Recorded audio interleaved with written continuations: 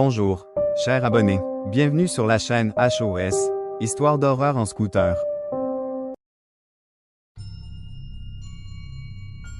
Le village d'Inunaki, l'endroit où les meurtres étaient autorisés.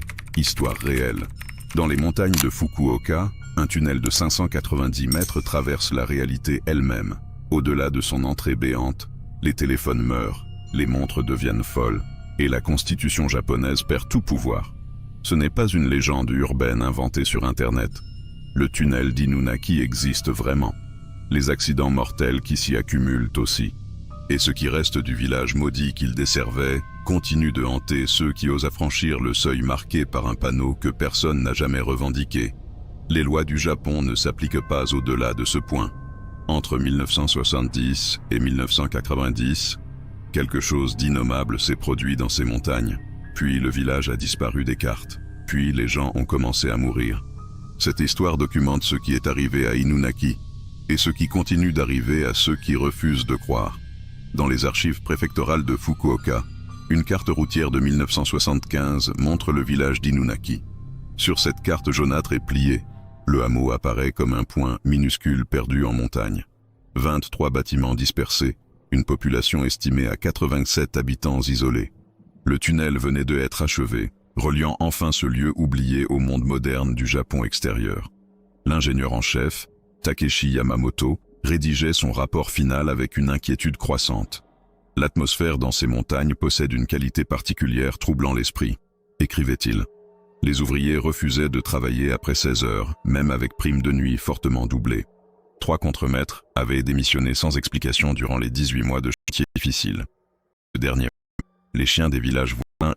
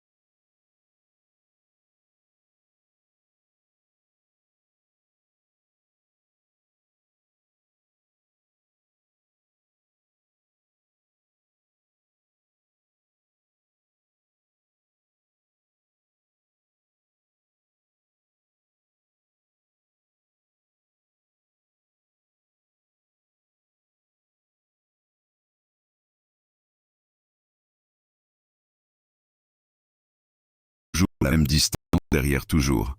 À la sortie du tunnel, elle s'arrêta net à la limite exacte entre ombre et lumière extérieure. Kenji rapporta l'incident à la police de Fukuoka le lendemain matin, encore tremblant de tout son corps.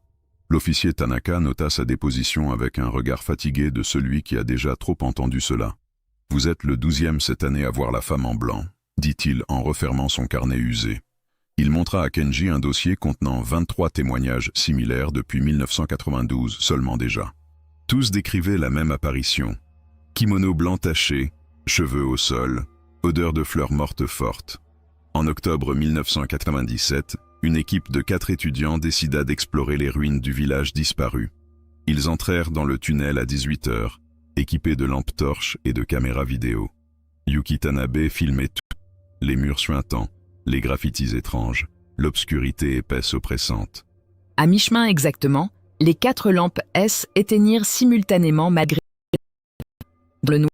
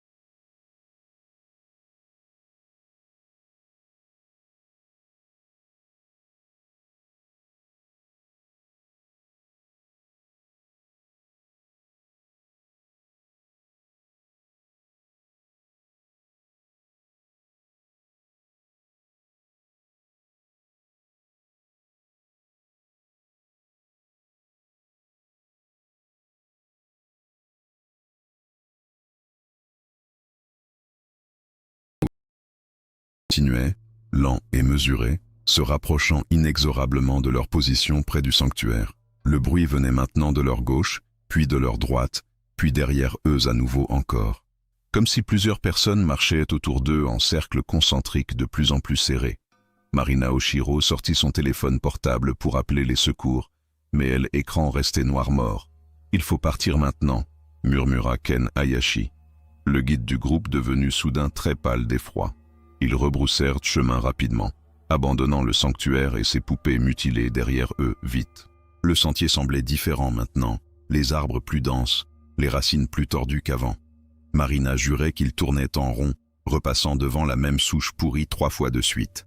Après 1 heure de marche frénétique, ils n'avaient toujours pas retrouvé l'entrée du tunnel maudit. La nuit tombait rapidement entre les arbres serrés, avalant les dernières lueurs du jour mourant vite.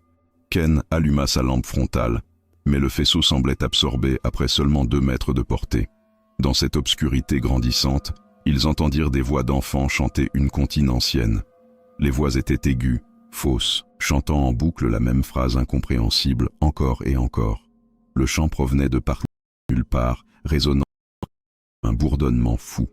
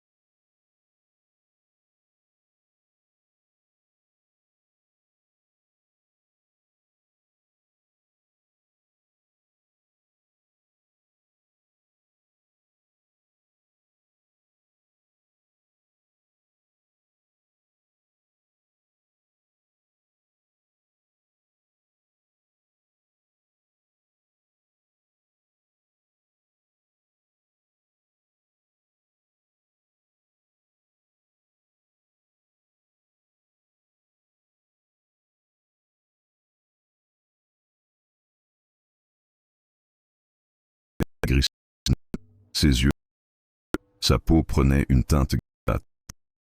Arrêtez cette obsession.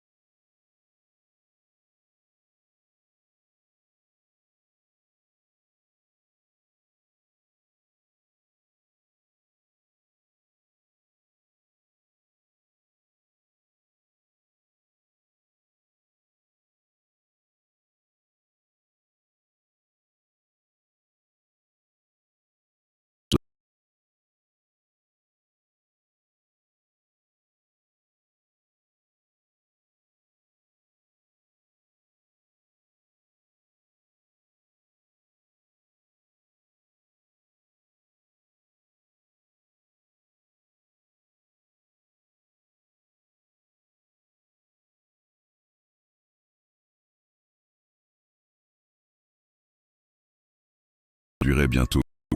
Il devait retourner au village, documenter le sanctuaire, trouver des preuves physiques des sacrifices passés commis. Mais une partie de lui savait que C était exactement ce qu'il voulait, ce pourquoi il l'avait laissé partir. Les voix dans ses rêves devenaient plus claires chaque nuit. « Reviens, ramène-nous ce qui nous est dû promis. » Le 18 août 2004, un incident força la main de Ken et précipita son retour au village maudit d'Inunaki. Marina l'appela en pleine nuit, hystérique, affirmant qu'elle voyait des enfants devant sa fenêtre du 3e. « Ils sont là, Ken. » Ils me regardent sans cligner des yeux.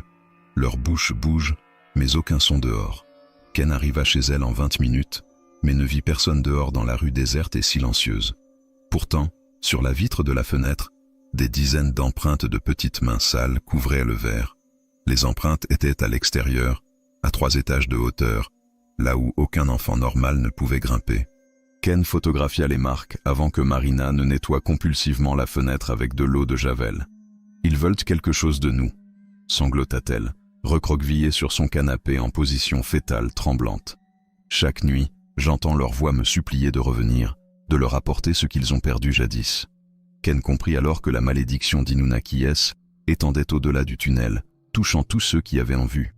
Dans les semaines suivantes, les autres randonneurs du groupe commencèrent à rapporter des phénomènes similaires troublants. Hiroshi Nakamura trouvait ses portes ouvertes chaque matin, bien qu'il les verrouillait soigneusement chaque soir avant. Des traces de pas d'enfants traversaient son appartement, menant toujours vers le nord, vers les montagnes lointaines. Yuki Tanabe, celle qui avait filmé dans le tunnel, développa une peur pathologique des espaces fermés sombres. Elle affirmait voir des visages se former dans les ombres, des bouches s'ouvrir pour prononcer son nom doucement. Ken réunit les 4 survivants dans un café discret de Fukuoka le 3 septembre 2004, exactement à midi. « Nous devons retourner là-bas ensemble », annonça-t-il, sachant que c'était peut-être une condamnation à mort certaine. « Quelque chose nous retient à Inunaki, un lien créé quand nous sommes entrés dans leur territoire sacré autrefois. Si nous ne brisons pas ce lien avant 2006, je crois qu'ils viendront nous chercher ici même en ville. » Les 3 autres le regardèrent avec des yeux cernés, épuisés, et hochèrent lentement la tête en signe d'accord. Ils se préparèrent pendant 2 mois entiers, rassemblant équipements, recherchant des rituels de protection anciens. Ken contacta un prêtre shinto retraité, le père Tanaka, qui connaissait les anciennes pratiques des montagnes. Le vieil homme écouta leur histoire en silence, son visage devenant de plus en plus grave et soucieux inquiet. Jinmenken n'est pas qu'une légende locale inventée pour effrayer les enfants désobéissants, murmura-t-il finalement lourd. C'est une entité qui se nourrit de la frontière entre vie et mort, chair et esprit, humain et animal. Le père Tanaka leur donna des ofuda, des talismans de papier béni couverts de prières bouddhistes protectrices. Portez-les sur vous en permanence, ne les enlevez jamais, même pour dormir où vous l'avez complètement nu. Si vous devez entrer dans le sanctuaire, versez du sel aux 4 coins et récitez le Hanya Shingyo. Mais sachez ceci, une fois que Jinmenken a goûté votre essence, Il ne vous lâchera jamais totalement. Il marqua une pause terrible, puis ajouta « Certains liens ne peuvent être brisés que par le sacrifice final ». Le 5 novembre 2004, les 4 randonneurs retournèrent au tunnel d'Inunaki au lever du soleil froid matinal. L'automne avait dépouillé les arbres, les montagnes ressemblaient à des squelettes noirs contre le ciel gris pâle. Le panneau d'avertissement était toujours là, mais quelqu'un avait ajouté de nouvelles lignes en rouge sang vif. 2006 approche. Les affamés comptent les jours. 4 âmes marquées doivent payer leurs dettes bientôt promises. Ken sentit son estomac se contracter violemment en lisant ces mots qui semblaient écrits spécialement pour eux seuls. Ils entrèrent dans le tunnel ensemble, marchant en formation serrée, leurs lampes frontales perçant la pénombre épaisse. Les inscriptions sur les murs avaient proliféré comme une maladie, couvrant maintenant presque toute la surface béton. Des noms étaient gravés partout, des centaines de noms japonais anciens suivis de dates de naissance et rien. Pas de date de mort, juste le vide après, comme si ces personnes avaient cessé d'exister brutalement là. Marina lut son propre nom gravé récemment. Oshiro Marina, né le 15 juin 1979, marqué le 7 septembre 1999. Les 4 noms étaient alignés sur le mur droit, gravés avec cette même substance brunâtre et poisseuse. Hayashi Ken, Oshiro Marina, Nakamura Hiroshi, Tanabe Yuki, tous marqués à la date de leur première visite. Sous chaque nom, une phrase identique répétée 4 fois. Dette contractée, paiement dû en 2006, chère promise. Yuki passa ses doigts tremblants sur son propre nom, et la substance se liquéfia instantanément sous sa peau. Elle retira sa main avec un cri étouffé, la paume maculée de sang frais qui n'était pas le sien. « Continuons », ordonna Ken d'une voix qu'il voulait ferme mais qui tremblait malgré lui à chaque syllabe prononcée. Ils traversèrent le reste du tunnel en courant presque, pressés d'échapper à ces murs accusateurs menaçants. De l'autre côté, le sentier vers le village semblait plus court maintenant, comme si la distance se contractait. Après seulement 15 minutes de marche, ils aperçurent les premières ruines, à travers les arbres dénudés squelettiques. Le village était différent cette fois, des fumées blanches s'élevaient de 3 cheminées de maisons effondrées pourtant. « C'est impossible », murmura Hiroshi en pointant vers une structure dont le toit s'était effondré des années auparavant. Pourtant, de la fumée sortait bel et bien de l'ouverture béante, montant droit dans l'air immobile automnal. Ils s'approchèrent prudemment de la maison la plus proche, évitant les planches pourries jonchant le sol boueux. Par une fenêtre brisée, Ken regarda à l'intérieur et vit un feu brûlant dans un âtre qui n'existait plus. Les flammes dansaient sans bois, sans combustible visible, projetant des ombres impossibles sur les murs moisis verts. Autour du feu spectral, des silhouettes étaient assises en cercle, immobiles comme des statues de cire fondue. Ken compta 7 formes, toutes de taille enfantine, vêtues de ces kimonos blancs funéraires familiers maintenant terribles.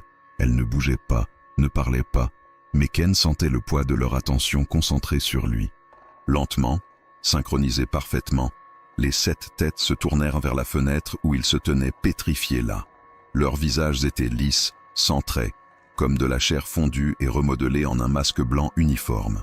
Ken recula brusquement de la fenêtre, son cœur battant si fort qu'il résonnait dans ses oreilles assourdies. « Ne regardez pas à l'intérieur des maisons », siffla-t-il aux autres d'une voix rauque et brisée d'effroi. Ils se dirigèrent directement vers le sanctuaire au centre du village, évitant les autres structures abandonnées. Le torii de bois pourri se dressait toujours là, mais semblait plus solide maintenant, presque restauré étrangement. La peinture rouge était fraîche par endroits, dégoulinant lentement comme du sang qui n'avait pas encore séché. Marina sortit le sel béni que le père Tanaka leur avait donné, ses mains tremblant violemment sans contrôle. Elle versa une ligne de sel blanc devant l'entrée du sanctuaire, traçant une barrière selon les instructions. Immédiatement, un sifflement aigu emplit l'air, comme si quelque chose de vivant brûlait au contact du sel pur. Des formes sombres reculèrent précipitamment dans l'ombre du sanctuaire, se fondant dans les recoins les plus noirs. « Ça fonctionne », murmura Hiroshi avec un soulagement évident. Mais Ken savait que était temporaire seulement fragile. Ils franchirent le seuil du sanctuaire, récitant le Hanya Shingyo, comme le prêtre l'avait enseigné patiemment avant. L'intérieur était exactement comme le père d'Ichiro l'avait décrit 60 ans plus tôt dans son carnet. L'autel de pierre massive au centre, les rigoles creusées formant un motif complexe de cercles concentriques imbriqués. Mais ce qui glaça leur sang fut ce qui reposait sur l'autel maintenant, disposé avec soin rituel. 4 poupées Kokeshi, chacune portant un morceau de tissu attaché, leurs propres vêtements volés récemment. Marina reconnut un morceau de son écharpe bleue disparu de chez elle il y a 3 semaines exactement. Ken vit un bouton de sa veste déchiré lors de sa dernière visite au tunnel noué autour d'une poupée. Les poupées étaient disposées en carré autour d'une 5e poupée centrale, plus grande, visiblement plus ancienne là. Cette poupée centrale était faite d'os, pas de bois, assemblée avec des tendons séchés et des cheveux humains. Son visage sculpté montrait des traits à moitié humains, à moitié canins, la gueule ouverte sur des dents pointues. C'est un rituel de substitution, réalisa Ken, d'une voix blanche en examinant la disposition précise des poupées. Soit ils nous utilisent comme remplaçants pour le sacrifice qui aurait dû avoir lieu en 2006 sans interruption. Yuki s'approcha de l'hôtel pour photographier les poupées, mais sa caméra refusa de fonctionner là-dedans. Elle, écran digital, affichait seulement des parasites, puis des visages hurlants apparaissant et disparaissant rapidement vite. Elle laissa tomber l'appareil qui se fracassa au sol, l'objectif explosant en éclats de verre tranchant partout. Derrière eux, un grattement résonna contre les murs de bois du sanctuaire ancien et résonnant terriblement fort. Puis un autre grattement, puis 10, puis 100, comme si des centaines d'ongles griffaient simultanément l'extérieur. Les ombres dans les coins du sanctuaire commencèrent à bouger, S étirant vers eux avec des mouvements saccadés. Marina récita le sutra bouddhiste plus fort, sa voix montant en un cri désespéré de protection divine suppliée. Le sel à l'entrée brillait maintenant d'une lueur blanche pâle, la seule chose retenant les ombres affamées. Soudain, une voix S éleva dans le sanctuaire, grave et inhumaine, parlant un japonais archaïque presque incompréhensible ancien. 4 marqués pour 7 ans de dette, 4 chairs promises pour apaiser la fin de 7 cycles manqués.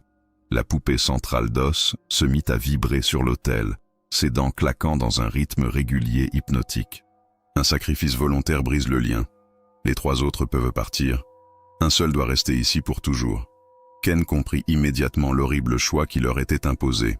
Un d'entre eux devait se donner volontairement maintenant.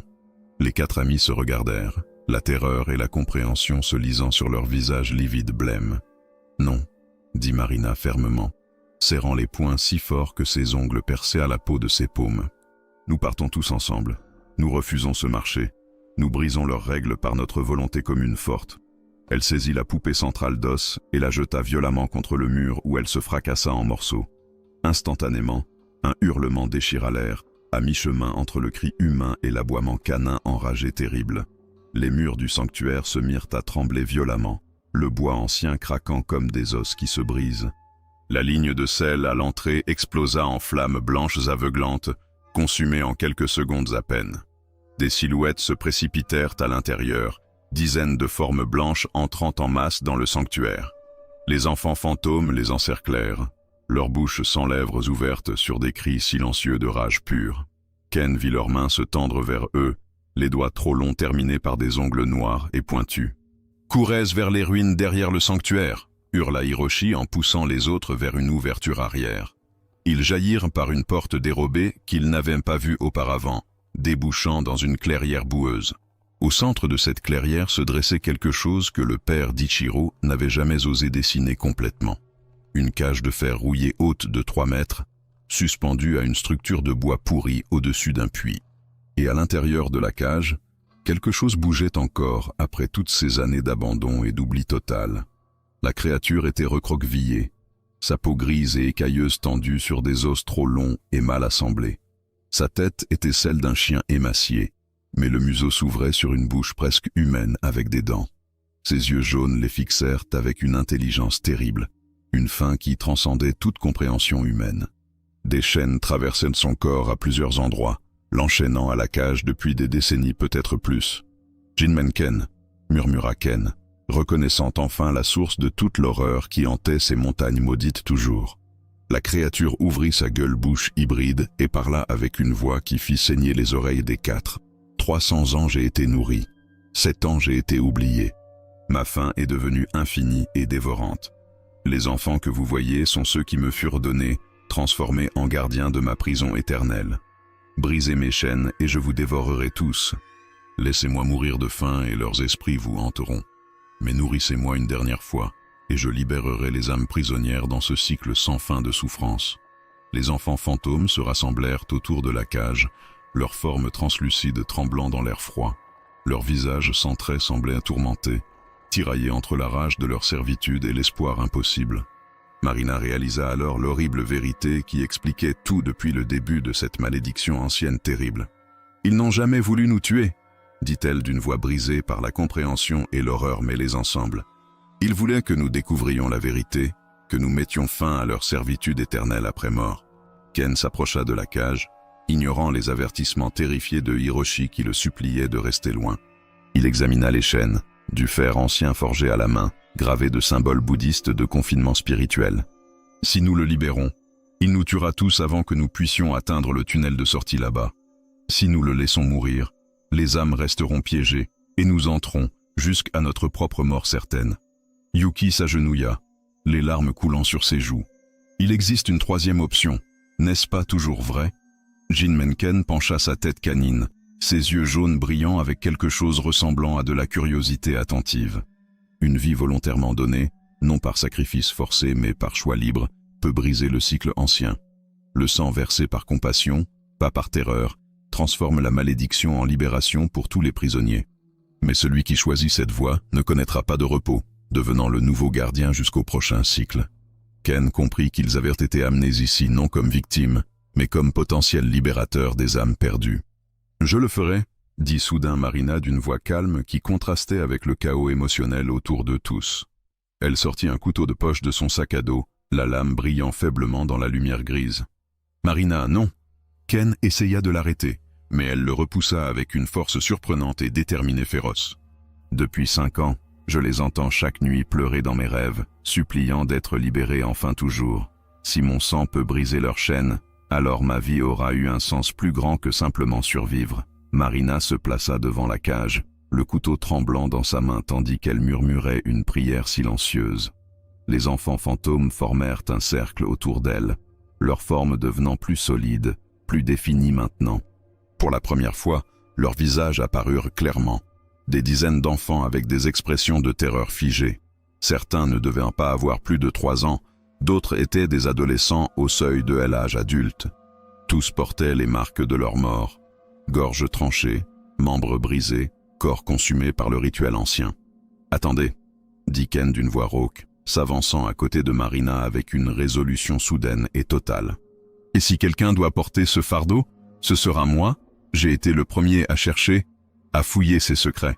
C'est mon obsession qui nous a tous ramenés ici, ma curiosité qui a ouvert cette porte vers l'horreur. » Hiroshi et Yuki s'avancèrent également, formant une ligne devant la cage de fer rouillée et menaçant là. « Nous sommes venus ensemble, nous affrontons ceci ensemble », dit Yuki d'une voix ferme malgré sa terreur visible. Jinmenken les observait avec ses yeux jaunes anciens, évaluant leur détermination avec une intelligence millénaire cruelle. Le sang d'un seul suffit, mais le courage de 4 change la nature même du sacrifice offert ici. Versez chacun une goutte de votre essence sur les chaînes, liez vos vies à ce lieu volontairement ensemble. Les âmes seront libérées, mais vous 4 porterez toujours la marque d'Inunaki jusqu'à votre mort naturelle. Vous verrez ce que les autres ne voient pas, entendrez les morts murmurer, marcherez entre 2 mondes toujours. » Les 4 amis se regardèrent longuement, communiquant silencieusement leur accord par des regards compréhensifs échangés mutuellement. Un par un, ils entaillèrent leur paume gauche et pressèrent leurs mains contre les chaînes froides et rouillées. Le sang coula le long du métal ancien, s'infiltrant dans les gravures bouddhistes qui brillèrent de soudain rouge vif. Les chaînes se mirent à vibrer violemment, produisant un son de cloche assourdissant qui résonna dans toute la vallée. Puis, avec un craquement métallique terrible, elles explosèrent en fragments de fer qui retombèrent comme pluie noire. Jinmenken bondit hors de la cage avec une agilité terrifiante, atterrissant au centre de la clairière boueuse. Les 4 amis reculèrent instinctivement, certains qu'ils allaient être dévorés dans les secondes qui suivaient maintenant. Mais la créature ne les attaqua pas. Elle se tourna vers les enfants fantômes qui l'entouraient, silencieusement. Sa gueule bouche s'ouvrit et un son sortit, à mi-chemin entre un hurlement et une lamentation déchirante humaine. Les enfants commencèrent à briller d'une lumière blanche douce, leurs formes se dissolvant lentement dans l'air froid. Un par un, les esprits prisonniers élevèrent vers le ciel gris, libérés enfin de leur servitude éternelle terrible. Leur visage changeait au moment de la dissolution, passant de la terreur à quelque chose ressemblant à la paix. Marina vit une petite fille d'environ 5 ans lui sourire avant de disparaître complètement dans la lumière blanche. 87 âmes montèrent ainsi, chacune emportant avec elle 300 ans de souffrance et de faim forcée. Quand le dernier enfant disparut, Jean Mencken se tourna vers les 4 amis avec ses yeux jaunes épuisés maintenant. « Ah, le cycle est brisé, les chaînes sont rompues, mais le prix demeure gravé dans votre chair vivante à jamais. » La créature commença à se désintégrer elle aussi, sa forme se décomposant en cendres grises portées par le vent.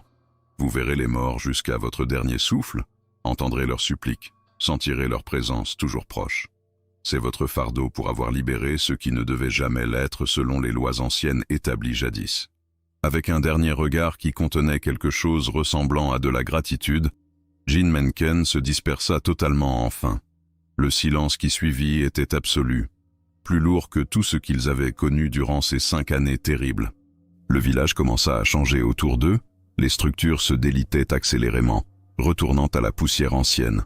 Le sanctuaire s'effondra sur lui-même dans un nuage de bois pourri et de terre noire accumulée depuis des siècles. En moins de 10 minutes, il ne resta plus rien du village d'Inunaki qu'un terrain vague envahi par les herbes. Seule la cage de fer vide demeurait, témoignage silencieux de l'horreur qui avait régné ici pendant 300 ans. Les 4 amis retournèrent au tunnel dans un silence complet, chacun perdu dans ses pensées troublées profondes. Leur paume gauche brûlait encore là où ils avaient versé leur sang sur les chaînes de fer anciennes.